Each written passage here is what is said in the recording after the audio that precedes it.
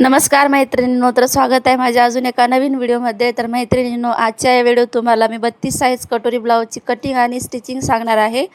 तरी व्हिडिओ नक्की शेवटपर्यंत बघा। तरी ते मी 1 मीटर अस्तरचा कपडा घेतलेला आहे। तर सगळ्यात आधी मी अस्तरला सरळ करून घेतलेली आहे आणि बंद बाजू माझ्या साईडने आहे आणि खुली बाजू समोर आहे। तरी ते मी ब्लाऊजची उंची टाकलेली आहे 15 इंच, 14 आहे तयार। तर मी 15 इंच एक्स्ट्रा घेतलेली आहे सिलेसाठी आणि ते गळा रुंदी घेतलेली आहे 2.5 इंच आणि शोल्डर घेतलेला आहे 3 इंच। तर अशा पद्धतीने 5 इंच पूर्ण शोल्डर झालेला आहे आणि छाती होती 34, तर 34चा चौथा भाग 8.5 इंच घेतलेला आहे आणि 2 इंच एक्स्ट्रा शिलाई मार्जिनसाठी घेतलेली आहे। तरी ते मी पाठीमागील भागाची कटिंग करत आहे आधी। आणि कमर होती 32, तर 32चा चौथा भाग 8 इंच आणि 2 इंच एक्स्ट्रा घेतलेला आहे शिलाईसाठी। आणि इथे मी पाठीमागील मुंड्याचा आकार देऊन घेतलेला आहे आणि मुंडा घेतलेला आहे 5.5 इंचावरती।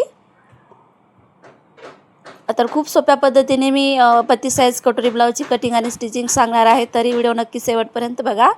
तरी इथे मी गळा उंची घेतलेली आहे 10 इंच आणि अर्धा इंच वाढून घेतलेले आहे शिलाईसाठी आणि खालच्या साईडने गळा रुंदी घेतलेली आहे 3.5 इंच आणि वरच्या साईडने 2.5 इंच। तर इथे परफेक्ट असा डीप नेक गोल गळा आपला तयार झालेला आहे। तर इथे पाठीमागील भागाची मार्किंग झालेली आहे। तर आता कटिंग करत आहे।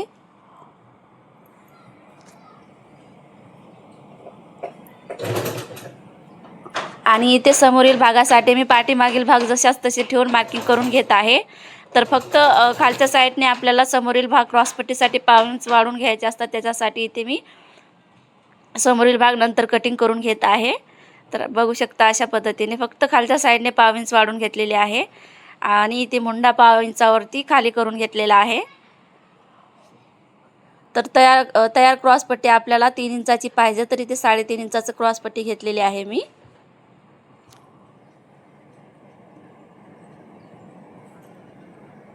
तर कटिंग करून घेत आहे। आता समोरील भागाची मापे टाकून घेत आहे। तर समोरील गळा होता 6 इंच, 6 इंचावरती मार्किंग करून घेतलेले आहे आणि ते चौकोन बॉक्स बनवून घेत आहे। समोरील गळा होता गोल, तर अशा पद्धतीने परफेक्ट असा गोल आकार दिलेला आहे आणि खालच्या साईडने 3.5 आणि वरच्या साईडने 3 इंचावरती मार्किंग करून परफेक्ट असा कटोरीचा क्रॉसपट्टी तयार करून घेतलेला आहे।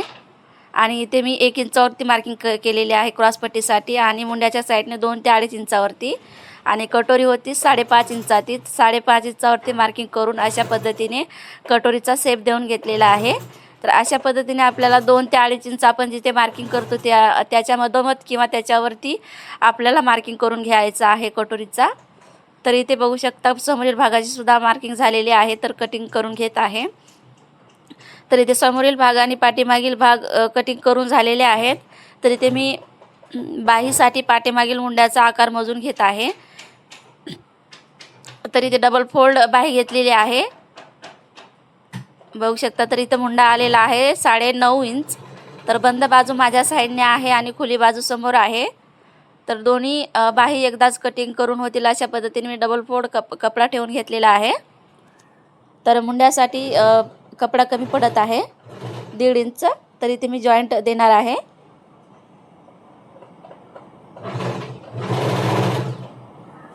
तर इथे बघत आहे परफेक्ट कपडा येईल का म्हणून, तर नाही बसत आहे सगळीकडे।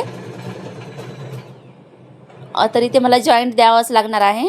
तरी 9.5 इंचावरती मार्किंग केलेली आहे, नंतर जॉईंट देऊन घेते मी।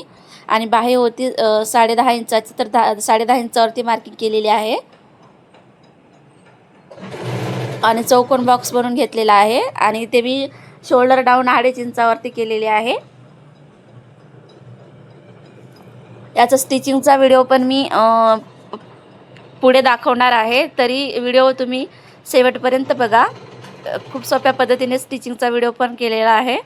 तर इथे मी दंडघेर घेतलेली आहे 8 इंच आणि मुंडा खोली केलेली आहे 2.5 इंचावरती। तर परफेक्ट असा बाही तयार झालेली आहे।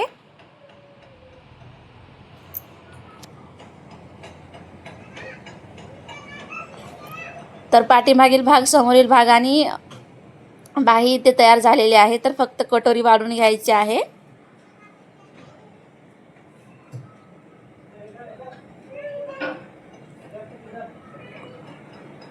तर कटोरीसाठी मी इथे जेवढा कपडा उरलेला होता तेवढा कट करून घेत आहे, त्याला डबल फोल्ड केलेली आहे।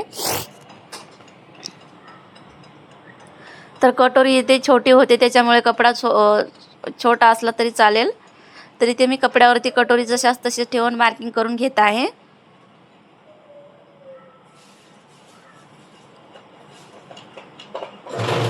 या साईडने 1.5 इंच, समोरच्या साईडने 1 इंचावरती मार्किंग करून त्याचा मध्य काढलेला आहे. मध्यापासून 1.5 इंचावरती मार्किंग केलेली आहे मी. आणि आता कटोरीचा शेप देऊन घेत आहे. तर इथे आपल्याला खाली एक्स्ट्रा कपडा मार्किंग करायचे आहे.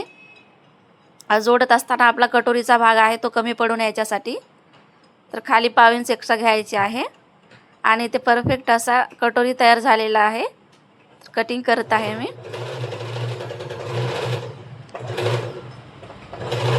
तर इथे पूर्ण ब्लाऊजची कटिंग झालेली आहे, बघू शकता. तर अस्तरचा कपडा ब्लाऊजवरती ठेवून आता कट करत आहे.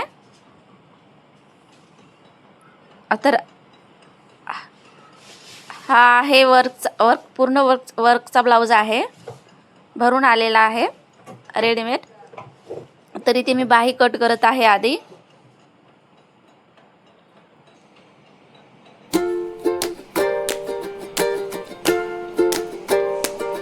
तरी ती बाही कटिंग झालेली आहे.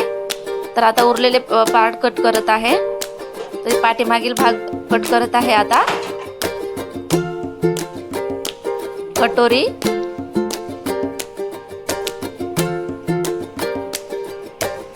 क्रॉस पट्टी आणि कटोरीचा साइड पार्ट अशा पद्धतीने ठेवून मी प्रत्येक पार्ट कट करून घेतलेला आहे.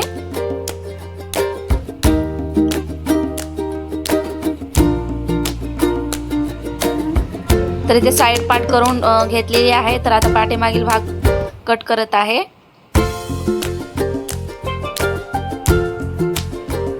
तर इथे क्रॉस पट्टी आणि कटोरी सुद्धा कट झालेली आहे. तरी ते कट केलेला ब्लाऊज मी आता प्रत्येक पार्टवरती ठेवून व्यवस्थित ठेवून दाखवणार आहे. कशा पद्धतीने आपल्याला समोरील भाग आणि पाठीमागील भाग ठेवून अस्तर कशा पद्धतीने ठेवायचा आणि ब्लाऊज पीस कशा पद्धतीने ठेवायचं ते सांगत आहे. तर इथे पाठीमागील भाग घेतलेले आहे आधी. तर कपडा सरळ आहे आणि सरळ याच्यावरती कपड्यावरती मी पाठीमागील अस्तर ठेवून घेतलेले आहे. तर गळा आणि कमरेच्या साईडने शिलाई देऊन आपल्याला पलटी करायची असते त्याच्यासाठी. आणि ते क्रॉस पट्टीचे दोन्ही पार्ट एकमेकासमोर ठेवून त्याच्यावरती अस्तर टाकलेले आहे. म्हणजे शिवत असताना एका साईडचे आपले पार्ट होऊ नये त्याच्यासाठी आधी अस्तरचे पार्ट आहे ते एकमेकासमोर ठेवायचे असतात आणि त्यानंतर अस्तर ठेवायचे असते त्याच्यावरती.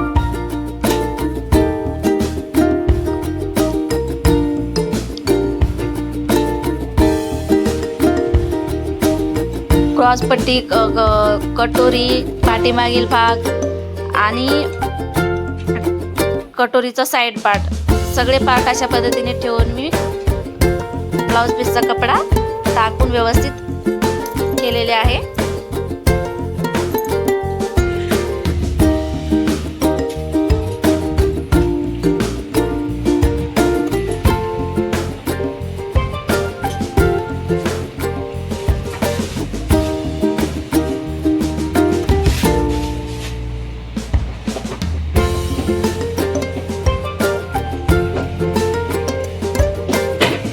तर इथे आता मी पाठीमागील भाग स्टिचिंग करून दाखवत आहे.